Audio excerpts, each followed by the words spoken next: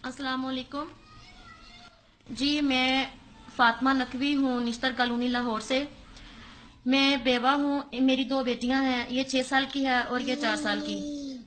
मुझे ससुराल से हिस्सा मिला। मैंने काने वाली साइड पे अल हरम गार्डन है, वहाँ घर बनाया। मैंने मटेरियल परचेज की एक जगह से, वहाँ सेंट्रल पार्क की मेन पे ट्रॉली, रेड ट्रॉली सीमेंट का अड्डा है, वहाँ से उसका जो मालिक है, बेटा चुप करो, उसका जो मालिक है इकबाल, वो मुझे ब्लैकमेल करने लगा कि मुझसे दोस्ती करो। मैंने उसको जवाब दिया और उसका नंबर ब्लैक लिस्ट में लगाया। आए दिन नए नए नंबर से कॉल्स करने लगा। 1 महीना ये सिलसिला चलता रहा, मैं ब्लैक लिस्ट में लगाती रही।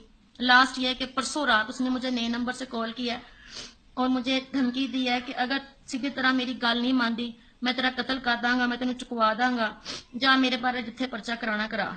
मैं नहीं डरता।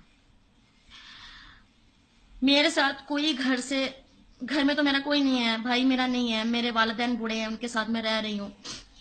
एक ही हूँ मैं अपने पेरेंट्स की, और मेरी ये दो बेटियां। मेरे साथ चलने में से कोई भी नहीं तैयार। जिससे बात करती हूँ मोहल्ले में, वो यही कहते हैं कि जी पुलिस के हालात का तो आपको पता है, पुलिस क्या करेगी, आपसे भी पैसे मांगेगी, उससे भी मांगेगी, आप जलील हो जाएंगी। मेरे छोटे छोटे बच्चे हैं, मैं खौफजदा हूँ। मैं वज़ीर आला पंजाब शहबाज शरीफ से गुजारिश करती हूँ, मेरी हेल्प करें। खुदारा मुझे निजात दिलवाए, खुदारा मेरे लिए कुछ करे।